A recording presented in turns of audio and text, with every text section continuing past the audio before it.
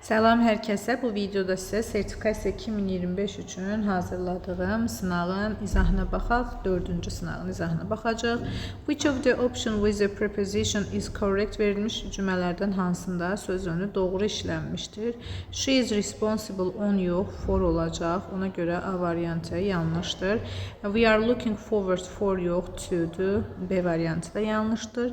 C variantı bəli, doğrudur. He apologized for being late. Gecikdiyi üçün, iclasa gecikdiyi üçün üzr istədi. Doğrudur. D variantı insist ondan işlənir. To be interested də ilə işlənir. İkinci testimizə baxırıq. Did she keçmiş zamandadır, amma did vermiş isə təbii ki burada feildən ed düşəcək, yəni feil öz formasında olacaq. Ona görə believed yox, believe olacaq. A variantı testin doğru cavabıdır. Düzgün cavab A'dır. Üçüncü testimizə baxırıq. To say or write something back to someone who asked you a question. Sual soruşduğun kiməsə geri yazmaq, geri nəsə söyləmək, yəni cavab vermək. Answer B variantı doğru olacaq. Repeat təkrarlamaq, shout qışqırmaq, invite dəvət etmək, explain də izah etmək. Hal-hazırda məktəbdəyəm, kənar səsləri eşidə bilərsiniz.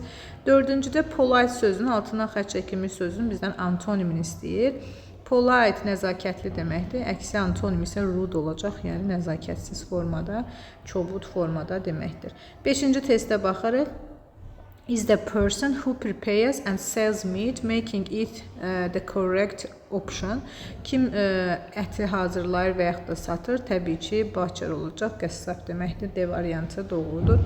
Altıncı testə baxırıq. Accountantdir, o mühasib kimi işləyir, mühasib kimi çalışır. Əzdən sonra əgər sayıla bilən isim gəlibsə, əsasən en artikli işlənir. Yəni kimi, mühasib kimi. Ona görə accountant da sayılan isimdir. Sait səslə başlayıb ən verəcək. Digər tərəfdə companies, şirkət sayılan isimdir. Sifət var, yenə artikel verməliyik. Doğru cavab olacaq A variantı. 7-ci testimizə baxırıq. 7-ci testimizdə də yəli haldır. Demək, 7-ci testimizdə yəli halda, bu niyə bura gəldi? The toys are scattered around the room. Toys, yəni uşaqların oyuncaqları nəzərdə tutulur və burada bəli children bilirik ki, kökündən dəyişən isimlərin yəli halı istər tək olsun, istər cəm olsun, fərqi yoxdur. Hər zaman apostrof S-lə düzəlir. 8-də elotu görürük. Elot var, elotdan sonra müqayisə, zən var, yenə müqayisə. Is-in sonu y ilə bitdiyinə görə biz onun müqayisə dərəcəsini erlə düzəltməliyik, yəni easier. B variantı doğrudur. Zaten digərləri də problemlidir. 9-cu testə baxırıq. Can I have xahiş və təklif bildirən cümlələrdə biz any yox, təbii ki, some işlədirik. Salt da sayılmayandır deyə ABD də gedəcəkdir. Biraz duz ala bilərəm, zəhmət olmasa xahiş bildirən cümlədə, ona görə any'nin yerinə some verəcək. 10-cu sualımıza baxırıq. Model verb, hansı model verb deyir, doğrudur. Demək, you mean you were going to be late deyir, gərək mənə gecikəcəyini deyəydin. I waited for an hour, bir saat gözlədim. Demək, burada keçmişə dair regret var, təəssüf hissi var. Gərək mənə deyəydin, should have page 11-ci sinifin qaydası doğru cavab olacaq D variantı. 11-ci testimizə baxırıq. Doğru antonim cütlüyünü tapmalıyıq. Təbii ki, huge and immense, nəhəng, iri deməkdir. Improve, yaxşılaşdırmaq, worsen, pisləşdirmək. Dangerous, təhlükəli, safe, təhlükəsiz. Arrive, çatmaq, leave, tərk etmək. Allow, icazə vermək, forbid, qadağan. Yəni bunlar bir növ antonim sayılır, amma bizdən sinonim cütlüyünü istəyir. 12-də deyir hansı doğrudur. Neither Sarah nor James could find their keys deyir. Nə Sarah, nə də ki James öz açarlarını tapa bilmədilər. So I helped them. Mən onlara axtarmaq üçün kömək etdim. İsim gəlib yəli əvəzliyi verməliyik. Söhbət Sarah ilə Jamesdən gəlirsə cəmdə 2 nəfər onların deyəcək. 3-cü şəxsin cəmi. Mən onlara burada artıq obyekt olmalıdır feildən sonra. Their, them. Hansı variantdır? A variantı doğru olacaq. Sonra gəldik, çıxdıq digər testimizə. Demək, 13-cü testimizə baxırıq. 13-cü testimizdə də he knew nothing about the accident. O, hadisə haqqında heç nə bilmirdi. Nothing varsa inkardır. İnkardırsa biz artıq so ilə, to ilə, as well ilə cavab verə bilmərik. So, to, as well təsdiq cümlələrdə işlənir. İnkara cavab verərkən işlənmir. Qaldı burada A və D variantı. A variantı da yanlışdır. Çünki Ayzə inkar cümlədə sonda işlənə bilir. Yəni həmçinin mənasında doğru cavab nor did Mary. Norun yerinə Nayzədə işlənə bilər. 14-də deyir hansı bağlayıcı doğrudur? Deyir ki, hava proqnoz verdi ki, güclü yağışın yağacağını proqnoz verdi. Ona görə də açıq hava konserti son dəqiqədə at the last minute son anda ləğv edildi. Ona görə də D variantı nəticə bildirən. Also baxmayaraqdır, because çünkidir, yet ammadır, unless də ki if nota bərabərdir. 15-də deyir ki, to have hansından collocate yaratmır. Bu ifadə çoxunuz nəb götürmürsünüz, amma yanlışdır. Bəli, nəb have-lə də işlənir, take-lə də işlənir. Hər ikisi də doğrudur. Təbii ki, mess-lə yaratmır. Mess ancaq make-lə işlənir. Ona görə doğru cavab olacaq Y. Hətta break-in özü də take-lə də işlənir, have-lə də işlənə bilir. 16-cı testə baxırıq. Bunlardan verilmiş hansı doğrudur? Cümlə sual cümləsi deyil. Ona görə is it olmaz. Is there, there is heç olmaz. Çünki boşluqdan sonra isim yoxdur, təkcə sifət gəlib. It be deyə bir quruluşu biz ancaq subjunctive modda verə bilərik. Ona görə doğru cavab B-dir. It is too late to register for the course now. 17-ci testimizə baxırıq. 17-ci testdə deyir ki, biz dünən 3 film izlədik. 3 film izlənilibsə Nayzədən, Bostan, Ayzədən söhbət gedə bilməz. Çünki onlar ancaq 2 şəxs, 2 əşya arasında olur. Ona görə ABC-ni çıxdıq. Qaldı C-yə, every of birləşməsi də yoxdur. Doğru cavabımız olacaq C variantı. Çıxdıq bunlar da. 18-də düzgün verilmiş saylardan hansının düzgün olduğunu tapacaq. F olmaz, 5də 1 deməkdir. 5də 1-dirsə, əgər surət 1-dirsə, məxrəcdəki sıra sayına S artırmırıq. 15, 5 deyə 15, 5 deyə belə bir say yoxdur. 100, 1000 deyir isə bunun S-i olmaz. 2000 2000 deyir isə S-i olmaz. Bunun təbii ki 6 6-da 3 deyir isə sürət sürət 1-dən böyükdürsə məxrəcdəki sıra sayına S şəkilçisi artırırıq. Ona görə doğru cavab D-dir. Sonra 19-cu testə baxırıq. 19-cu testimizdə də scissors bilirik ki, qoşalıq bildirən cəm isimdir. Birbaşa artiklla, artiklla işlənə bilməz cəmdədir. Çünki this-dən sonra sayılan tək isim gəlməlidir. Pair of bir cüt deyir isə scissors olmalıdır. Pair'in burada E-si yoxdur. B də yanlışdır. Təbii ki, doğru cavab olacaq A. 20-ci testə baxırıq. 20-ci testdə də cümlə qurmaqdır. Late registrations are no longer being accepted. Bu şəkildə olmalıdır. 2, sonra 4, late registrations are 6, are no longer 1, 7, 2, 4, 6, 1, 7, 1, 5, 3 B variantı gecikmiş qeydiyyatlar artıq qəbul edilmir. Remarkable sözünün biz buradan sinonimini tapmalıyıq. Normalda bəli bu testi mən düzəltmişdim. Yəni burada unforgettable-ı siləcəm. Çünki C də ola bilər, D də ola bilər. Amma əsasən D daha uyğun gəlir. Ona görə də bunu siləcəm, düzəldəcəm. Burada mexaniki demək səhv olub. Necə? Bunu düzəldib usual şəklində yazacağım. Doğru cavabımız da bu zaman significant olacaq. Doğru cavabımız bəli significant, yəni vacib. Vacib, mühüm, remarkable. Yəni burada sırf məsələn ayrı-ayrılıqda biz bunları tam sinonim kimi vermirik. Amma deyək ki, cümlə daxilində yəni best ekvivalentini ən yaxın mənalısını tapın. Bəli, D variantı doğrudur. 22-ci testə baxırıq. 22-ci testdə which of the option presents the most current order of the sentence in the passage? Qısa bir passage düzəltməliyik, qısa bir paragraf düzəltməliyik. Baxırıq ki, cümləmiz it allows user. Bu icazə 1 ilə başlaya bilməz, 1-i çıxırıq.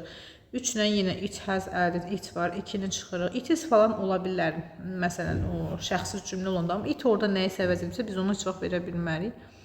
3-ü də çıxdıq, 4-ü də çıxırıq. Many people prefer it. Çox insan bunu üstün tutur. Nəyi? Yəni burada WhatsApp-dan, birinci WhatsApp haqqında məlumat verir. Daha sonra cümləni tamamlayır. Yəni əvəzliklərdən cümlə quranda istifadə edə bilərsiniz ki, daha aydın olsun. Gəldik, çıxdıq 23-cü testimizə. Bunu da çoxunuz qalmışsınız which ilə when arasında. Bu təyin budaq cümləsidir. 10-cu sinif dərsliyimizdə də bu var. Və təyin budaq cümlələrində 10-cu sinif dərsliyində ətraflı şəkildə YouTube kanalımda izah etmişəm. Oradan da baxa bilərsiniz. I won't forget that. Demək, biz bilirik ki, təyin budaq cümlələrində when'dir, which'dir, that'dir və ya'dır. Bunlar istifadə oluna bilir. Who'dur, whom'dur bunlar da bilirdik. Amma bir də relative adverblər var, nisbi zərflər var. Bunlar hansıdır? When'dir və ya'dır. Hətta how da işlənə bilir təyin budaq cümlələrində. İndi nəyə fikir verməliyik? Deyir ki, burada the day təbii ki, zaman bildirən sözdürsə, biz buna əsasən when-lə veririk. Amma görürsünüz, digər variantlarda zət yazmamışam. Zət olsaydı, zət də doğru olardı. Zət yoxdur. Özüm yazmamışam ki, 2-dən düzgün cavab olmasın. Bəs burada nə var? Bir də which var. Which-i verə bilərik zaman bildirən sözü təyin edən kimi. Amma bir şərtlə, gərək onda söz önü ilə verək. Zaman bildirən sözü biz which ilə təyin ediriksə, mütləq şəkildə which-in yanında söz önü olmalıdır. On which, in which, at which. Yəni, oradakı sözə uyğun. Daydirsə, gündürsə on which verərik. Nightdırsa, təbii ki, at which verəcək. Yəni, oradakı cümlədəki o zaman bildirən sözə uyğun. Ona görə də təəssüf ki, burada which olmur. Doğru cavabımız when olacaq. Zət olsaydı, zət də doğru olardı. 24-cü testimizdə dialoq qurmalıyıq. Demək, that sound exciting. 2 ilə başlaya bilməz. Bu maraqlıdır. Nə maraqlıdır demir. Sonra 4 ilə başlaya bilməz. Hə, mən də bu cür yes, I am saying. Demək, nəsə deyib ki, bu yes desin. Ona görə 4-ü də çıxırıq. Qaldı, deyir, mən hələ qərarlaşdırmamışam. Nəyə qərarlaşdırmayıb bilmirik. Ona görə 1 də çıxdıq. Qaldı burada C-yi. Deyir ki, 3 ilə başlayacaq. Sən yayda tətilə getmək istəyirsən harasa. O deyir ki, hələ qərarlaşdırmamışam. 3 daha doğrusu 3-4. Yes, hə, fikirləşirim qısa bir səyahət. Sonra deyir ki, maraqlıdır. Harı planlayırsan? Deyir, qərarlaşdırmamışam. Sonunda isə 1, təbii ki, Y variantı doğrudur. Mən uşaq olanda adətən otağımda tək oynayırdım. Bəli, I usually played olacaq Y variantı. Sizi usually, always, bəzən onları görəndə həmişə qaçırsınız present simple. Amma cümlənin keçmiş sadə zamanda da işlənə bilər. Uşaqlığımda həmişə dostlarımla oynayırdım, futbol oynayırdım, adətən bəzən falan filan deyə bilərik. Ona görə bunlar keçmiş sadə zamanda da işlənə bilər, sizi çaşdırmasın. Doğru cavabımız olacaq Y variantı. 26-da deyir ki, hansı compound noundur, yəni hansı compounddur, yəni mürəkkəb, tabesiz mürəkkəb cümlədir. Tabesiz mürəkkəb cümlənin compoundu necə tapırıq? Fəm voice bağlayıcıları ilə tapırıq. Fəm voice'da F burada for'dur. And, nor, but, or, yet, so. Yəni bunlar varsa compounddur, yoxdursa complexdir. Ona görə C variantı doğrudur. Burada because, also, when, since bunlar subordinate yaradır. 27-ci testə baxırıq. 27-ci testdə düzgün nida cümləsini tapmalıyıq. What a beautiful is this painting? Yox, painting biz bilirik ki, burada xəbər keçib qabağa, bu səhvdir. Həm də beautifuldan sonra isim gəlməlidir, çünki what-la başlayıb. B səhvdir, taste özündən zərf yox, sifət qəbul edir. Tort dadır deyir, yəni tamamlıq yoxdursa mütləq şəkildə sifət olmalı. Delicious olmalıydı. C variantında girls-un Z-si yoxdur. How well the girls can sing C-ni çıxırıq. D variantında what an interesting book it is. Bəli, D variantı doğrudur. Müftədaya qədər baxırıq. İsim gəlib. Bu isim çünki what-undur və isimdə sayıla bilən tək isimdə article yerindədir. Y-də isə was-a sayılmayan isimdə article olmaz. Daha sonra 28-ci testimizdə dialoqu biz tamamlamalıyıq. Dialoqa baxaq. Bu niyə gəldi? Dialoqda nə deyir? Deyir ki, mən bu yay fotoqrafi, yəni fotoqrafiya, şəkil çəkmə kursuna getməyi düşünürəm. Sonra burada nəsə deyir? Deyir, hə, bəli, mən hər zaman səyahətlərim boyunca şəkil çəkməkdən zövq almışam. O deyir, nə maraqlıdır, yaxşı bir fikirdir falan filan. Demək, burada nə deyir? Deyir ki, oh, do you have a real interest in photography? Sən gerçəkdən də, gerçək bir marağın varmı fotoqrafiya? Deyir ki, hə, var. Həmişə çəkmişəm. Burada deməz, what kind of camera do you use? Hansı kameranı istifadə edirsən?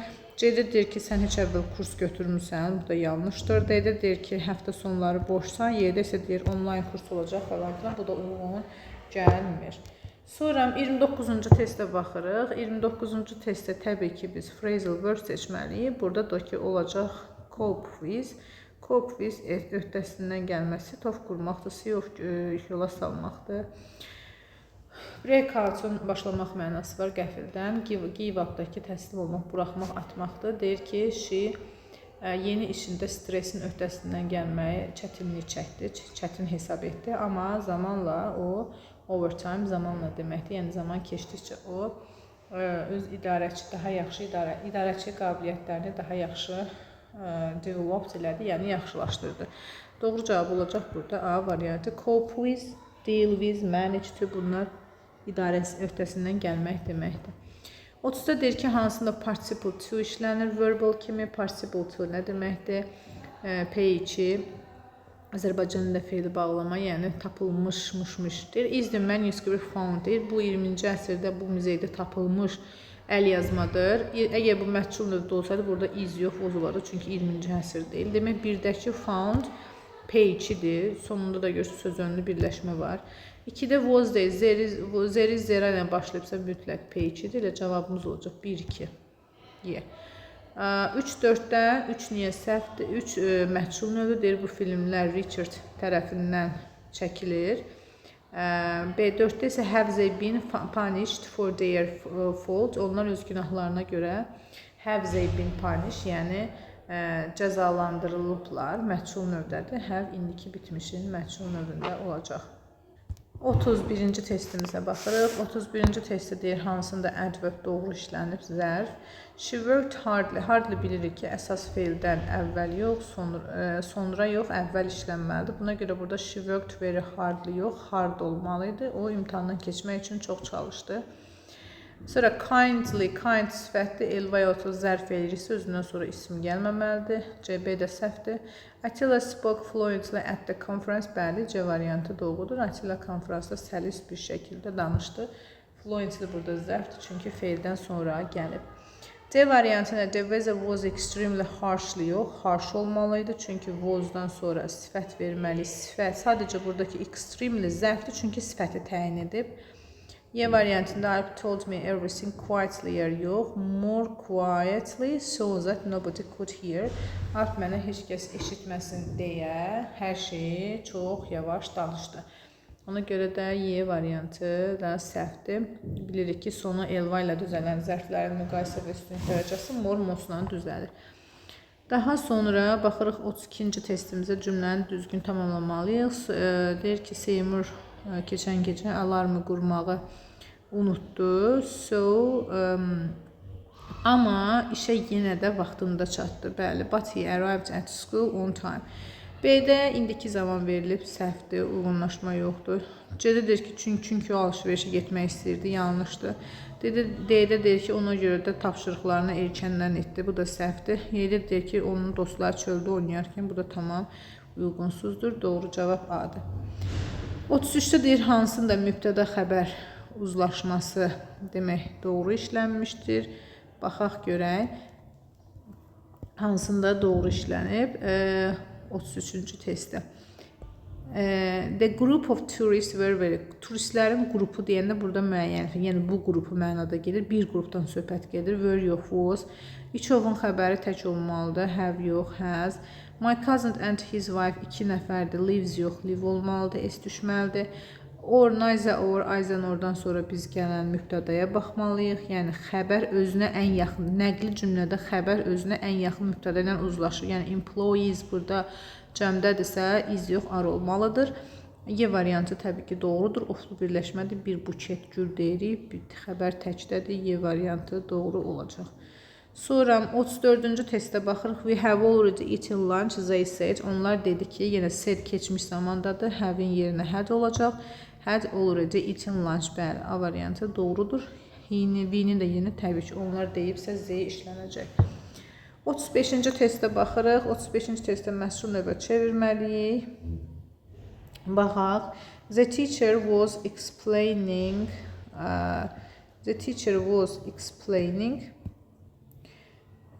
the lesson. Demək, cümlənin tamamlığı the lesson-dır. The lesson-dan başlayacaq. The lesson da davam edici zamanda olduğuna görə was being explained. Yəni, doğru cavab olacaq B variantı. 36-cı testdə deyir, hansı mətni doğru şəkildə tamamlayır. Çeklənmədən environment plays a vital role in the well-being every living creature. Deyir ki, ətraf mühit hər canlının sağlamlığının var oluşunda da mühüm rol oynayır. Çirklənmə, deforestation, meşələrin qırılması, iqlim dəyişiklikləri demək planetə zərər verən bir neçə faktorlardan biridir. Yaxşı ki, ətraf mühiti qorumaq üçün ətraf mühiti qorumağa kömək etmək üçün biz bir neçə addım ata bilərik. Sonra nə deyir? Deyir, çox insan bunu ignor edir, çirklənmənin səbəblərini. Çünki heç vacib deyil, bu səhvdir. Belə deyir ki, yenidən emalı, reducing waste, tullantını azaltmaq, ağaclar yetişdirmək, daha pozitiv təsir etmək üçün yaxşı üsuldurlar. Bəli, B variantı doğrudur. Çünki burada deyir ki, bir neçə addımlar var. O addımlar deyir ki, hansı addımlardır? Ona görə B doğrudur, digərləri heç uyğun gəlmir. C-də deyir ki, ətraf mühit yaxşı vəziyyətdədir, hal-hazırda heç bir actiona ehtiyac yoxdur. D-də deyir ki, hökumətlər plastikin istifadəsində ciddi qanunlar yaratmalıdırlar, səhvdir. Y-də deyir ki, çirklənmənin təsirləri göründüyü kimi təhlükəlidir, bu da səhvdir.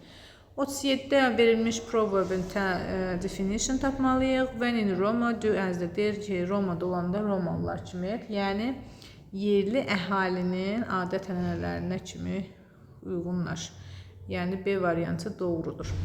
Testin doğru cavabıdır. 38-də deyir, əgər sənin çox vaxtın olsaydı, mənim vaxtım olsaydı, mən səyahət edərdim. Təəssüf ki, burada, testdə burada boş buraxmışam, amma burada unutmuşam. Amma testdə bu hissəni silmişəm. Burada isə qalıb təəssüf ki. Demək, baxırıq. If I had more time. If olan hissə keçmiş sadə, digər tərəf would ola bilir. A-da biri indiki, biri keçmiş. B-də biri keçmiş, biri indiki. C-də ümumiyyətlə if olan, C ilə Y-də if olan hissəni gələcək zamanda verir. Olmaz. Ona görə doğru cavab D-dir. 39-cu testimizə baxırıq, mətni oxuyuruq, mətnində sualı cavablandırmalı. Yəni, mətnə əsasən doğru variantı biz seçməliyik. Yəni, burada məsələ odur ki, mətnə əsasən doğru variantı seçməliyik. Mətndə nədir? Deyir ki, velosipedlər dünyadakı şəhərlərdə məşhurdurlar.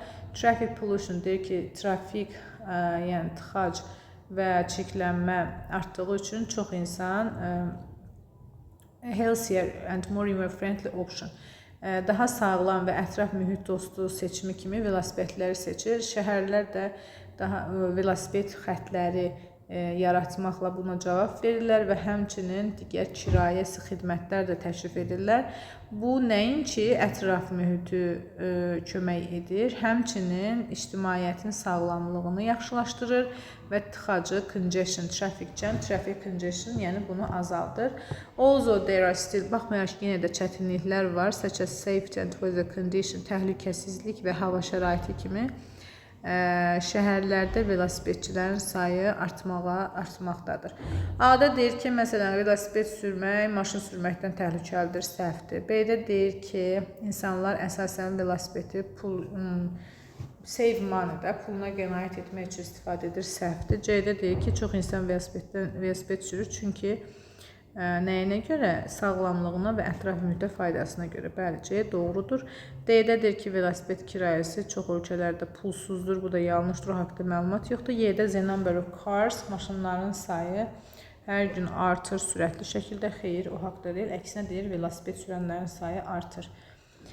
40-a baxırıq, 40-da da yenə oxuyub tamamlamalıyıq. Mətn burada talant deyir. Bəzi insanlar inanır ki, uğur ancaq talantdan gəlir, amma son tədqiqatlar göstərir ki, çox çalışmaqdan gəlir. Yəni, burada söhbət uğurun, bəzi insanların düşüncəsinə görə uğurun təkcə şansdan yox, çox çalışmasından gəlir. Yəni, ümumiyyətlə, çox çalışanda insan uğur qazanır. Mətnimiz də hard work, çalışmanın gücü kimi olacaq, bəli.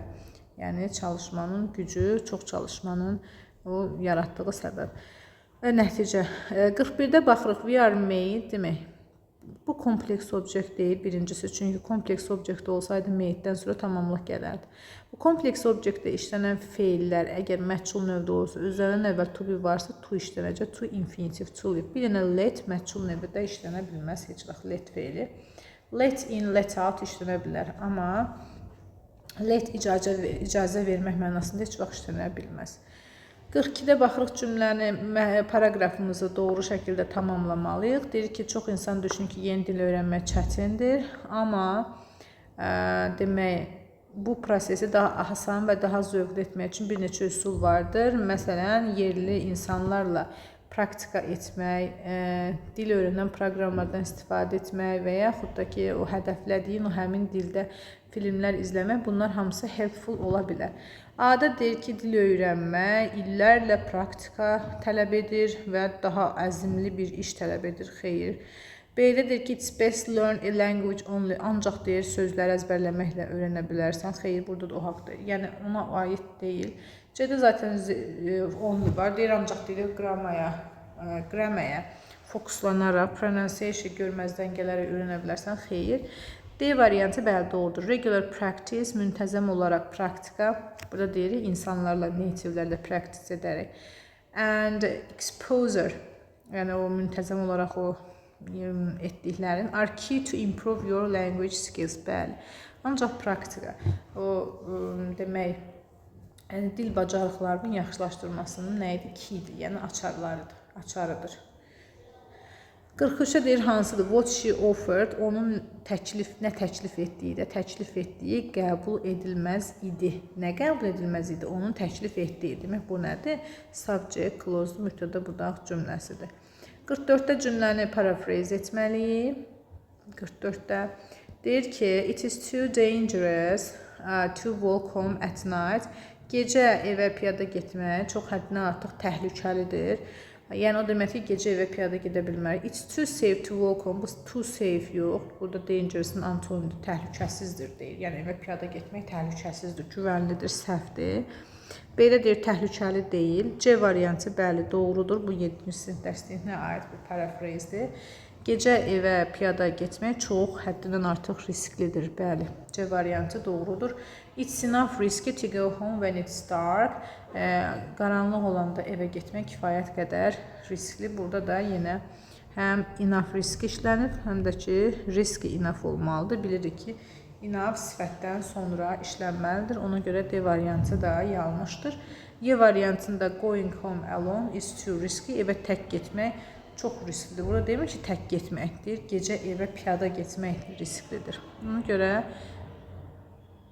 Y variantı da səhvdir. 45-ci testə baxırıq, düzgün inversiya edilmiş cümləni seçməliyik. A-da zaten inversiya yoxdur, will be olmalıydı. B, bəli, doğrudur, little inkarlıq bildirən söz. Did keçib əvvələ, fail öz formasına qayıdıb.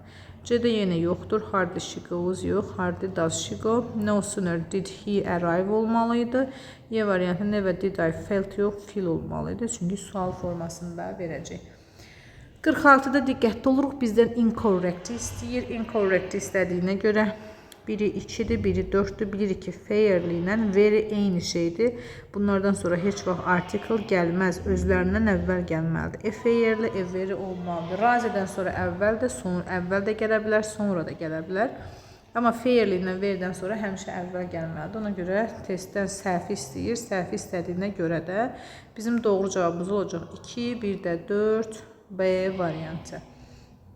47-ci testə baxırıq. She told him to keep his shirt on. Yəni deyir ki, ona dedi ki, burada sözünü də ona dedi ki, səbirli olsun, yəni tələsməsin. Meaning not to get too upset. Balaca xətalara görə, balaca səhvlərə görə özünü məyus hiss etməsin. Bu mənada işlənir. Bəli, doğru cavab olacaq A variantı. Daha sonra baxırıq son 3 testimizin izahına. Hara getdi bu? Gəlin bu idiomların da tərcüməsini deyim. Demək, bu idiomlarda da baxırıq ki, mind your own business, yəni öz işinlə məşğul ol. Keep the ball rolling, davam etmək deməkdir, yəni işinə davam etmək. Be on the tip of, dilin ucunda olmaq, nəyisə xatırlayırsan, amma tam xatırlaya bilmirsən. Let sleeping dogs lie, yəni qaysaq bağlamış yaranı deşmə, yəni keçmişi açma, yatmışları oyatma, yəni bu mənada gedir. Ona görə də ən doğru cavabımız A variantı oldu. Gəldik, çıxdıq. Demək 48-ci testdə deyir ki, mətnin demək, əsas mənası nədir, ideyası nədir? Demək, biz burada mətndə nədən istifadə etmişik? Daha doğrusu nə haqqında? Optical illusion haqqındadır, yəni optik illüziya haqqında. Rəngləri falan insanların necə görməsi haqqında və yaxud da ölçüləri falan bəzi insanlar fərqli görür, bəziləri isə fərqli. Yəni burada oradan söhbət gedir. Yəni doğru cavabımız olacaq D variantı. Optik illüziyanın səbəbləri və praktik istifadəsindən söhbət gedir mətndə. Yəni baxsaq, A-da deyir ki, qədim Yunanların vizual, yəni vizual teori nəzəriyyələrin yaxşılaşmasında rolu xeyr. B-də deyir ki, optik illüziyalar elmi eksperimentlərdə necə istifadə olunur? Bu da yanlışdır. C-də deyir ki, insanlar nə üçün qablardakı yeməklərin miqdarını miscac edir, yəni səhv görür. Belə deyək də, bu da yanlışdır. D-də deyir ki, how restaurants treat customers with lighting and decor. Deyir ki, restoranlar işıqla və dekorla müştəriləri necə trik edir, yəni yanlış yönləndirir, aldadır kimi gedir. Bu da səhvdir. Sırf illüziyanın istifadəsindən və səbəbləri haqqında danışılır. 49-cu mətndə də yenə eyni mətindir. Deyir ki, hansı sualın cavabı yoxdur. Təbii ki, Y variantının cavabı yoxdur. Uşaqların deyir, öyrənmə bacarıqlarına təsiri. Uşaqların öyrənmə bacarığına təsiri haqqında, yəni heç bir məlumat yoxdur. Ona görə Y variantı testin doğru cavabı olacaq. Və sonuncuda what causes optic illusions to happen according to the passage. Mətnə deyir, əsasən optik illüziyaların baş verməsinə səbəb nə olur, nələr səbəb olur? Baxın, optical illusions happen when these guesses are wrong. Yəni təxminlər yanlış olanda baş verir. Bəli, yəni when our brains guess incorrectly. Doğru cavab belə. Bu testin də izahını etdim sizlər üçün. Hələlik, uğurlar.